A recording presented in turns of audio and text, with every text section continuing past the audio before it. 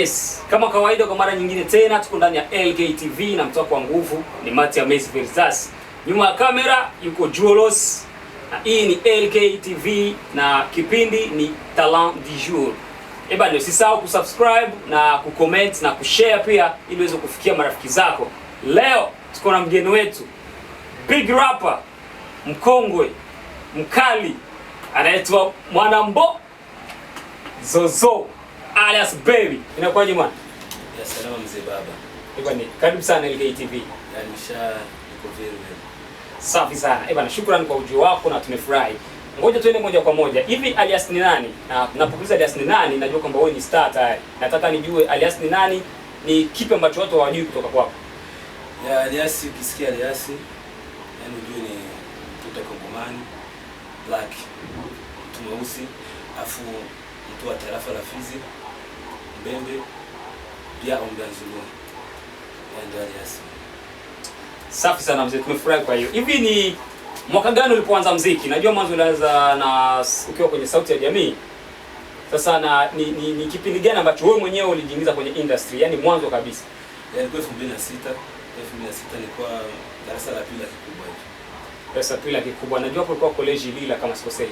Ya kusaidia. Kusaidia. Poa. Hivi ni muziki wako gani ambao uliingiza mara ya kwanza kwenye studio ka record? Ilikuwa Sakamingo. Tulimba mwaka 2009.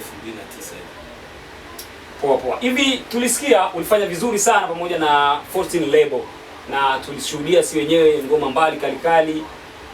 Ni kwa nini ulijitoa 14 label? Yes, unajua ilikuwa kampuni ambayo inaishi Norway na ilikuwa na town nyingine ilikuwa Bujumbura. Kwa hiyo ilikuwa mkataba. Ilikuwa mkataba miaka miwili. Ilikuwa mkataba na senia ya kwanza mwaka mmoja kisha na senia ya pili. Mkataba ulipokwisha ikabidi wafanye mengine.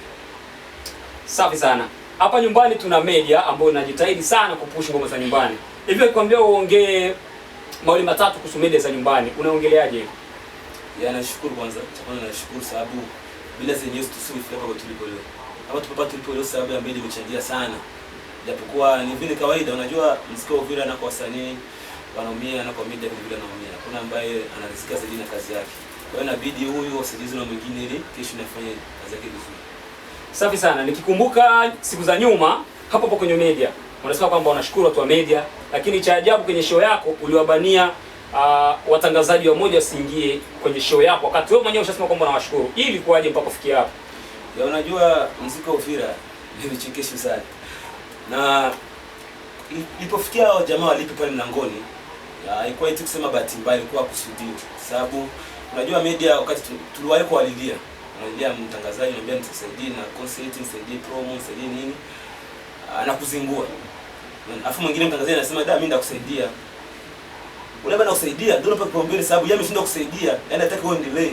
Kwa hiyo ule ambaye amekusaidia unapaka kipaumbele, ambaye kusaidia unapotezea hivi.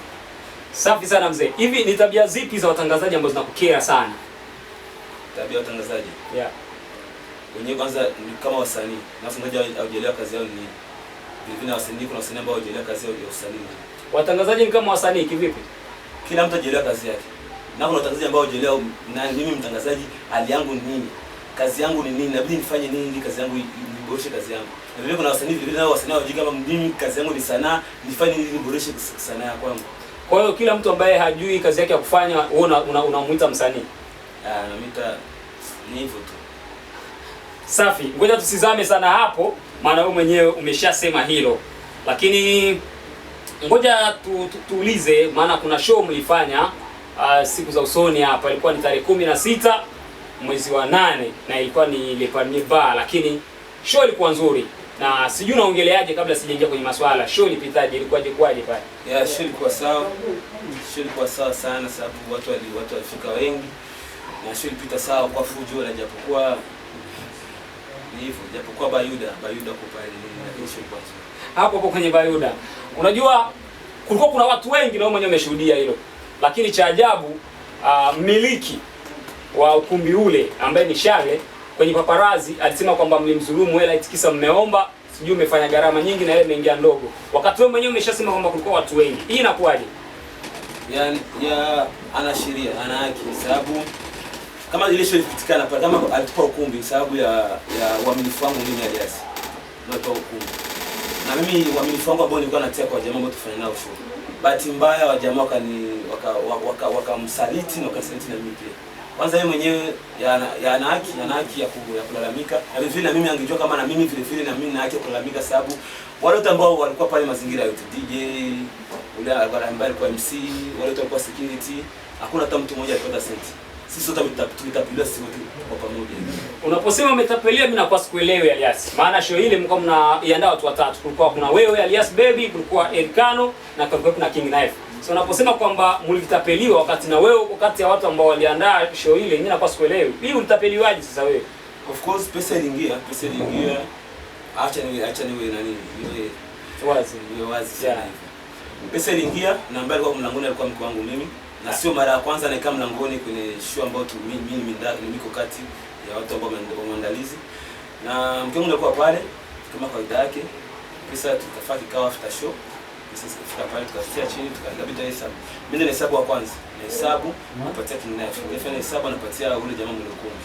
Mimi na hesabu naweka fungu pale. Vile. Pesa ilionekana kwamba ilikuwa 90 million. Kisha after hapo kwanza tukashafanya maneno ya invitation. Tukashapata tuma fulani ya invitation kwa répondre. Ile pesa kurepondre mimi najua ifike kivalata hata 50. In short ni kwamba mshawahi kufanya kazi na Elkano na mlikuwa poa au kwa tofauti yoyote, ila ni baada ya kumuongeza King Knife ndio yakatokea haya, kama nimekusikia vizuri.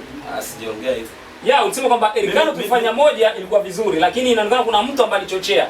Tukiangalia huyo mtu ambaye aliongezeka kwenye hiyo list kati yenu wewe na Elkano ni King Knife. Kwa hiyo unahisi kwamba King Knife ndio alichochea ugomvi? Si hivyo. Sababu mtu mzima aweza kuongozwa na mtu mwingine ambaye ni mzima. Unasoma. Labda ni kitu kusema, labda niseme ni hali ya mtu tu. Sababu mimi naweza kunishawishi nikosee mati adabu. Siwezi. Wakati mimi mwenyewe tunaishi poa. Nikosea adabu yani nikoka tu na nia kukosea adabu.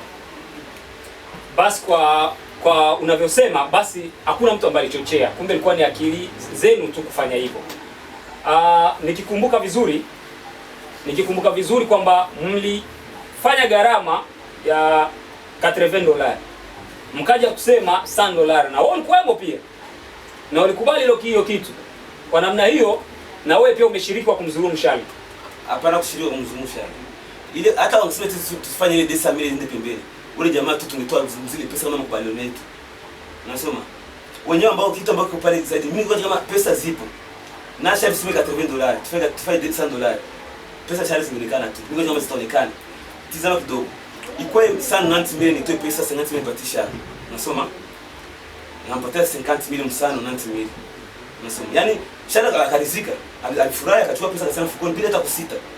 Unasoma? Unaweza kutapeli mtu na mtu mwenyewe anarizika. Kuliko kutapeli mtu na mtu mwenyewe yaani unaacha kinyongo roho mwake. Basi safi. Ngoja tuseme kwamba shukrani kwa ile tendo ambayo ulifanya kwa kumpa Shali ile nusu, japokuwa alianza vurugu na kumnyang'anya Shali, anasema ilikuwa ni King Knife. Shali mwenyewe ndo aliambia paparazzi. Basi wacha tutana hiyo story. Nahisi kwamba kuna kitu ambacho kile vizuri. Lakini umesema tu kwanza pombe, unaonyesha kwamba kuna mtu unaweza kukutana naye ikakuwa kama hunywi pombe unakuwa huna mengi ya kumwambia, lakini hujasema kuhusu bangi au sigara. Inakuwaje? Ndio nasema kama alivyo. Unajua sisi wote tukizaliwa kwa wapasta. Kwa sisi tukiwa wapasta na waumini watakuwa nani? Sisi tukiwa watangazaji usanii watakuwa nani na watu ambao wako na shida ambazo zinahitajika kutangaziwa. Nani atawatangaza? Kwa hiyo destiny, kila mtu ana destiny yake. Kila mtu ana destiny yake. Na yule mtu ambaye anafanya kitu bila kujua kitu ambacho anakifanya ndio mjinga. Lakini mtu ambaye anafanya kitu anajua mimi nafanya kitu sababu kitu kinasaidia kitu fulani, huyo sio mjinga. Alias, nadhani uko sawa, lakini kitu kimoja ujiweka wazi. Kuna madhara ya uvutaji bangi na sigara au hakuna? Unajua madhara ipo na madhara labda hakuna. Kuna watu ambao tunajua watu wakubwa sana tu, watu ambao waliishi miaka mingi kwa wanafutaga bangi lakini walikuwa. Kuna watu ambao walikuwa kunywa pombe tokea zamani wanakuaga. Sema kitu gani?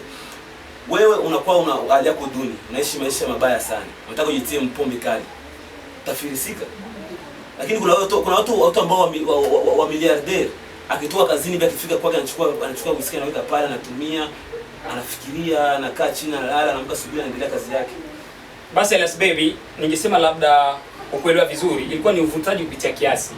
Na kwa msemo wao ambao umesema, kwa unatushauri kwamba wale ambao wanaandika kwamba sigara ni hatari kwa afya yako waende wavute ile sehemu, maana haina maana yoyote. Wangefunga kampuni. Basi poa. Ngoja tuende na nyingine. Hivi kwenye sanaa ya Uvira, ungependa nini rekebishwe zaidi? Cha kurekebisha ni ile ya kwamba inabidi kila mtu ajue kazi yake. Unasoma? Kila mtu ajue kazi yake. Producer wa video ajue kazi yake, producer wa audio ajue kazi yake, mtangazaji ajue kazi yake, msanii ajue kazi yake. Na hicho ni kitu ambacho akitofikia leo, ili kila mtu aelewe kazi yake ni nini, ajue limit yake, ajue anaweza kufanya nini ili kazi yangu iwe bora zaidi kesho. Of course, ndugu yangu tutabaki pale kila siku. Wewe tayari umeshajua nini kazi yako? Mimi najua. Basi hamasisha wenzako nao wajue. Unajua muziki. Mimi kama niendelea na muziki ni kitu kimoja. Watu wanatoa Sakamingo, ndio kwa mama kwanza ingia studio. Sasa tunilimbaga, nikaona sote walipokea ngasema mimi niweze kuendelea, hii ni kazi yangu. Unakuta msalisha fango 5, 6, 7 kwa tamuonyesha toka. Acha. Poa, Alias Baby, ulifanya muziki na wasanii wakubwa, Big Fizzo, ulifanya muziki na Shanela. Utofauti gani ambao uliona kufanya muziki na mastaa wa nje na huo muziki ambao unafanya sasa hivi? Ya unajua ile ilikuwa experience. Kama leo naendelea zaidi sababu ya ile collab ambazo nilifanya kutungula. Hizi zinanijenga na mpaka leo kama nina msingi mkubwa. Kama sanaa yangu inajenga kwenye msingi wa kukaza kwa sababu ya ile zile collab. Zile zimesaidia sana.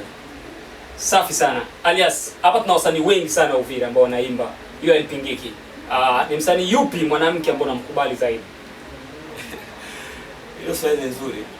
Swali nzuri lakini mimi nasema kila siku wazi.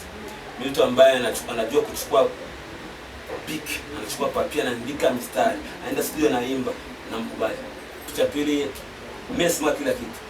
Na kila siku nasemaga, yule mtu ambaye anavuma ndo anajua. Hawezi kuniambia mimi najua sana na mshindo ile kuandika.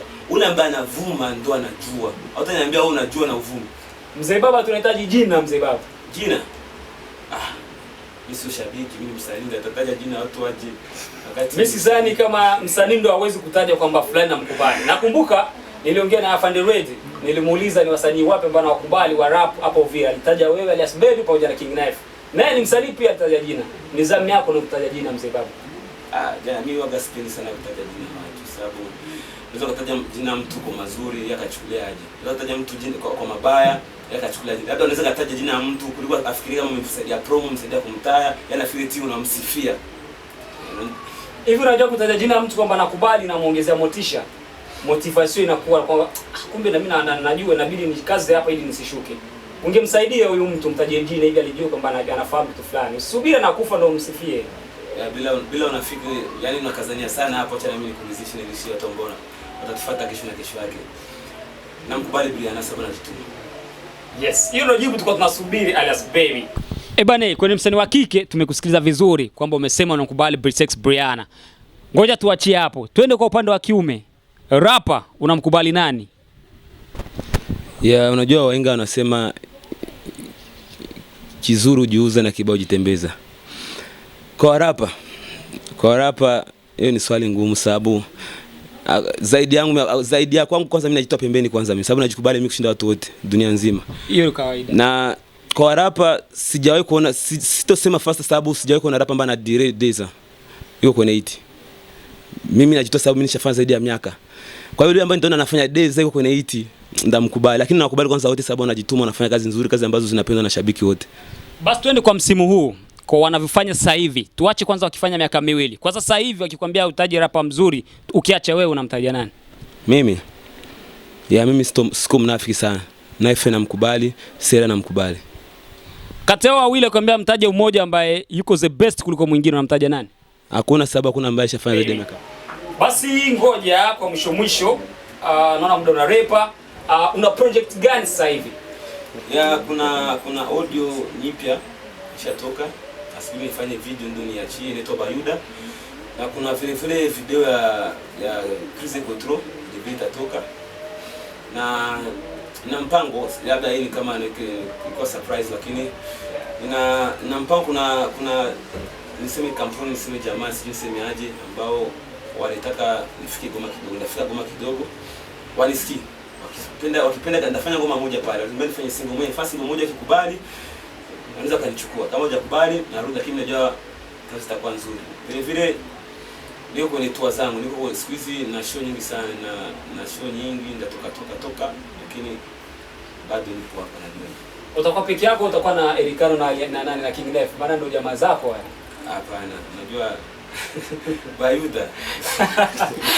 Ni safi sana Alias Baby.